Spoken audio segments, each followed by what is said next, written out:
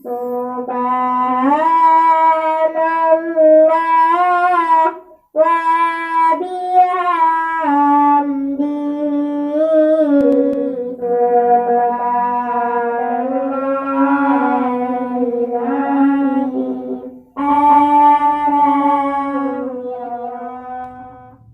Assalamualaikum warahmatullahi wabarakatuh. Buah anggur ada yang mentah, jangan dimakan dan taruhlah. Marilah bersyukur kepada Allah dengan mengucapkan Alhamdulillah. Ada kawat serupa tali, seumpama tali tapi nyatanya kawat. Kita berselawat kepada Nabi, Allahumma sholli ala Sayyidina Muhammad. Seluruh sahabat hikmah yang saya cintai dan saya muliakan, serta semoga dicintai dan dimuliakan oleh Allah Subhanahu wa Ta'ala. Pada kesempatan kali ini kami ingin berbagi video masih tentang Gus Miftah. Di sini saya ingin mempertanyakan cacian terhadap beliau terkait dengan hal Gus Miftah pidato di gereja dengan mengklaim beliau sesat dan kafir. Salahnya di mana? Yang mana ternyata ini senada dengan argumen Ustadz Saif di akun pribadinya dengan judul Gus Miftah salah apa. Dilanjutkan dengan teks pidato lengkap Gus Miftah saat di gereja.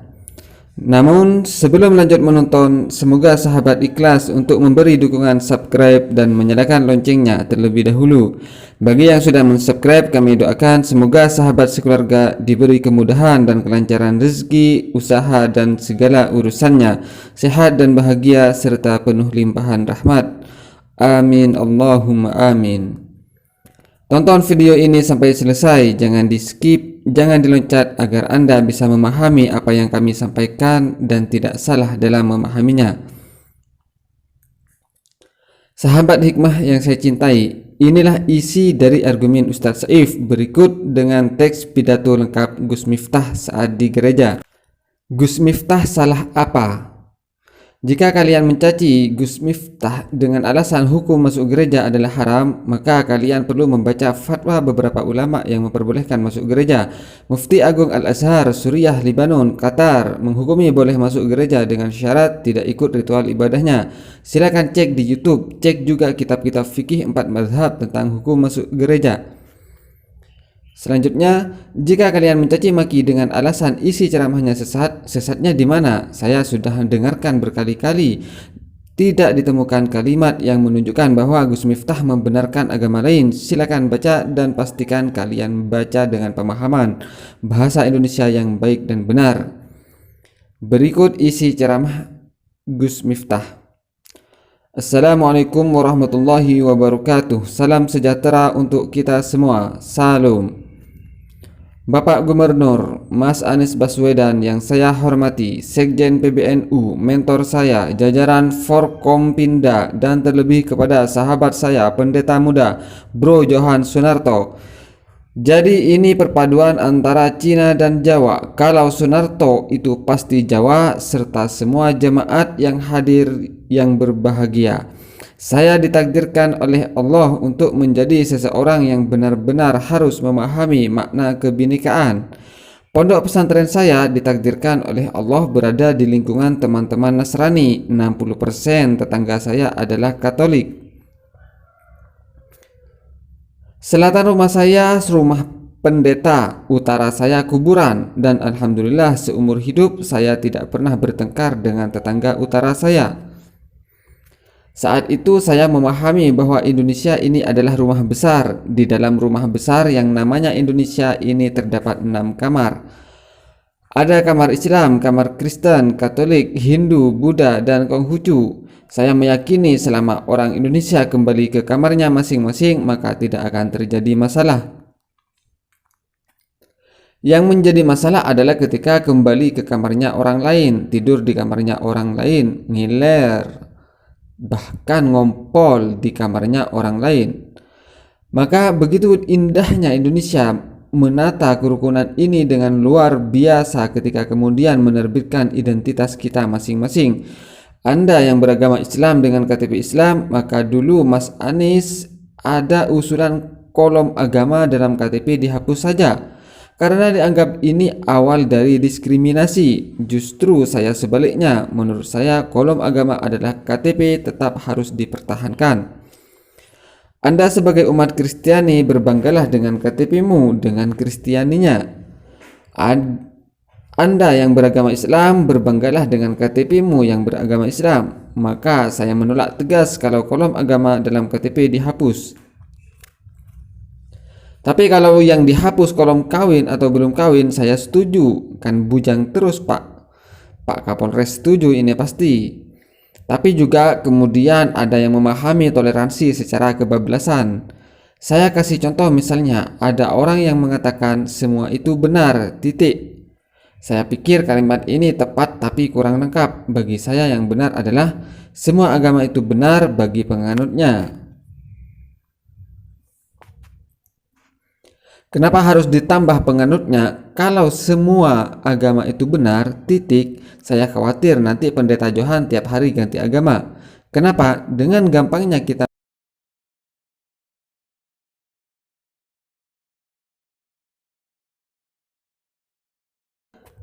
maka kalimat yang menurut saya diksi yang paling tepat adalah semua agama itu benar bagi penganutnya. Bagi pendeta Johan harus mengatakan bahwa agama yang saya yakini adalah yang paling benar, tetapi bukan berarti kita diperbolehkan untuk menyalahkan agama orang lain. Makanya kemudian di dalam surat Al-An'am dalam Al-Quran, Allah Subhanahu wa Ta'ala berfirman, artinya, dan janganlah kamu memaki sesembahan selain Allah, karena mereka nanti akan memaki Allah dengan melampaui batas tanpa pengetahuan. Sederhananya adalah kalau kamu tidak mau agamamu dihina oleh orang lain, maka jangan pernah kamu menghina agama orang lain. Bahkan Rasulullah pernah mengatakan, mau gak orang tua kamu dihina? Mana mungkin wahai Rasul, kami menghina orang tua kami. Apa jawaban Rasulullah? Kalau kamu tidak mau orang tua kamu dihina oleh orang lain, maka jangan sekali-kali kamu menghina orang tua orang lain. Maka saya selalu sampaikan kalau orang Indonesia tidak bisa akur gara-gara beda agama, kalah dengan burung. Burung itu punya agama tapi bisa akur. Agamanya burung itu ada dua, Mas Anis. Kalau nggak Kristen, Islam. Burung Kristen buktinya ada burung gereja. Burung Islam ada burung emprit kaji. Burung kaji itu burung emprit yang kepalanya putih, itu namanya emprit kaji. Tapi kalau ikan, Pak Kapolres, pasti Katolik. Buktinya yang paling besar namanya paus. Hahaha, itulah kira-kira. Bahkan burung gereja itu sering tinggal di masjid. Karena dulu saya ketika di pondok sering makan burung gereja. Burung gereja tinggalnya di masjid, gak ada tulisan burung gereja dilarang masuk. Itu gak ada Pak. Maka inilah saya pikir indahnya Indonesia yang kemudian semua kebebasan di dalam beragama dengan menjaga toleransinya yang tertuang di dalam Pancasila dengan Bhinneka Tunggal Ika. Maka sekali lagi kalau kemudian kita bisa kembali ke kamarnya masing-masing, tidak akan jadi masalah. Ingat Bapak Ibu, saya mencatat, toleransi menjadi sulit ketika orang lupa bahwa beragama itu untuk mengatur diri sendiri, bukan mengatur orang lain. Banyak orang beragama yang bahkan belum menanggapi. Banyak orang beragama yang bahkan belum menggenapi pelaksanaan nilai agama untuk dirinya sendiri, tapi sibuk ngurusi perilaku orang lain. Tentunya ini kurang dibenarkan. Maka begitu indahnya hubungan saya dengan kawan-kawan Nasrani di pondok saya. Saya sampaikan barangkali Mas Anis, di tempat saya itu kalau ada orang Nasrani meninggal, mereka sembahyangan untuk mendoakan almarhum. Kita yang muslim datang Mas di belakang, kita nungguin begitu nanti jatahnya makan, kita makan bareng. Ketika ada orang meninggal dunia, kita tahlilan, teman-teman gereja nunggu di belakang. Ketika jatahnya makan-makan, kita makan bareng. Akidahnya tetap masing-masing, tetapi muamalahnya tetap bisa kita lakukan bareng-bareng. Kalau Idul Fitri seperti ini, kawan-kawan Nasrani masak. Hasil masakannya dibagi ke semua warga kampung, baik yang beragama Islam maupun yang beragama Nasrani. Begitu Natal tiba, kawan-kawan Islam yang masak dibagi ke seluruh kampung. Maka saya teringat dengan cerita Nabi Ibrahim alaihissalam ketika masak kemudian tetangganya dipanggil. Nabi Ibrahim itu dikasih gelar kekasihnya Allah gara-gara suka nraktir orang. Bulan Ramadan ini saya belum ditraktir sama Mas Anis. Nah, ketika makanan itu sudah ready, sedia, Nabi Ibrahim memanggil seluruh tetangganya. Lucunya saat itu Nabi Ibrahim ketika orang itu mau makan ditanya dulu, kamu nyembah siapa? Sesembahan kita sama Ibrahim, yuk kamu makan. Kamu nyembah siapa? Sesembahan kita sama Ibrahim, yuk kita mas. Nabi Ibrahim bertanya, kamu nyembah siapa? Sorry Ibrahim, sesembahan kita beda. Aku menyembah yang lain. Kamu menyembah Tuhanmu. Jawaban Ibrahim saat itu, sorry, kamu jangan makan dulu. Kenapa? Sesembahan kita beda. Saat itu kemudian Nabi Ibrahim langsung ditegur oleh Allah. Ibrahim, kenapa dia tidak dikasih makan? Tuhan sesembahan dia beda dengan sesembahanku. Apa jawaban Allah saat itu? Ibrahim, orang yang menyembah aku dan orang yang tidak menyembah aku semuanya adalah hambaku. Yang nyembah aku kasih rezeki, yang tidak nyembah aku kasih. Lah kamu loh Ibrahim, ngasih makan sekali kok kebanyakan syarat. Akhirnya orang itu dipanggil oleh Ibrahim kemudian dikasih makan. Begitu indahnya kemudian Tuhan mengajarkan kita kepada toleransi. Maka kemudian konsepnya adalah dalam bahasa agama Islam, faman syaa'a falyu'min wa man syaa'a falyakfur. Anda mau beriman ya berimanlah, enggak ya bukan urusan kami. Di dalam toleransi, di dalam ayat yang kita pahami, lakum dinukum waliyadin. Untukmu agamamu dan untukku agamaku. Pak Johan, suatu saat Anda datang ke pondok saya. Kalau saya pengajian di pondok yang datang 10.000 sampai 15.000, itu artinya apa? Saya harus menyiapkan konsumsi 15.000 untuk jamaah.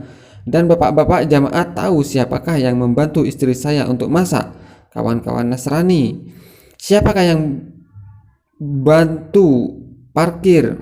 Muda-mudi Katolik. Maka kemudian banyak pejabat yang datang ke tempat saya kecuali satu, Mas Anis, ke pending waktu itu. Maka yang lucu adalah ketika teman saya di Jogja, Gus, di depan pondok ada kolam ya? Ada bro, kenapa? Boleh nggak saya mancing? Oh boleh. Akhirnya pendeta datang ke pondok saya dan mancing di kolam depan pondok saya. Begitu masuk ke kolam renang, ke sawah pendetanya bilang, sorry kaki saya korengan. Terus gimana bro? Pak pendeta gimana? Gak boleh kena air, tolong saya digendong. Akhirnya pendetanya saya gendong. Begitu saya gendong, pendetanya bilang, baru hari ini ada pendeta naik haji. Kan saya haji pak. Akhirnya pendetanya saya lempar ke air, biur. Pendetanya protes, Gus, kenapa saya dilempar ke air? Sorry pendeta, baru hari ini pendeta dibaptis oleh Pak Haji. Begitu indahnya Indonesia ketika kemudian kita saling menghormati. Saya meyakini akidah memang tidak bisa kita campur, tetapi ketika persoalan kebangsaan, persoalan kenegaraan, kita punya visi yang sama dengan berideologikan Pancasila. Inilah konsep yang dibuat oleh founding fathers kita. Barangkali untuk mengakhiri, Pak Gubernur, Pak Pendeta, dan di saat aku menggenggam tasbihku dan kamu menggenggam salibmu, di saat aku beribadah ke Istiqlal namun engkau ke katedral, di saat bioku tertulis Allah Subhanahu wa Ta'ala dan biomu tertulis Yesus Kristus, di saat aku mengucap Assalamualaikum dan kamu mengucap Salam, di saat aku mengeja Al-Quran dan kamu mengeja Alkitabmu, kita berbeda saat memanggil nama Tuhan tentang aku dan menengadahkan tangan, dan kau yang melipatkan tangan saat berdoa. Aku, kamu, kita, bukan Istiqlal dan katedral yang ditakdirkan berdiri berhadapan dengan perbedaan namun tetap harmonis. Andai saja mereka memiliki nyawa, apa tidak mungkin mereka saling mencintai dan menghormati antara satu dengan yang lainnya. Terima kasih. Salam. Assalamualaikum warahmatullahi wabarakatuh. Sahabat hikmah yang saya cintai, itulah isi dari argumen Ustadz Saif yang mempertanyakan apa kesalahan Gus Miftah sehingga mendapat cacian sesat maupun kafir. Berikut juga sudah saya bacakan teks pidato lengkap Gus Miftah. Semoga dengan ini kita bisa lebih hati-hati dan lebih bijak dalam menilai seseorang, lebih-lebih itu seorang ulama dan pendakwah. Silakan bagikan video ini jika dirasa bermanfaat, karena karang samudera sebesar Semeru gemala mencair di garis sinarnya. Barang siapa menyebarkan ilmu, pahala mengalir terus selamanya. Akhirnya pohon nanas di atas teras, gandum dan padi kita pupuh. Mohon maaf atas segala khilaf. Wassalamualaikum warahmatullahi wabarakatuh.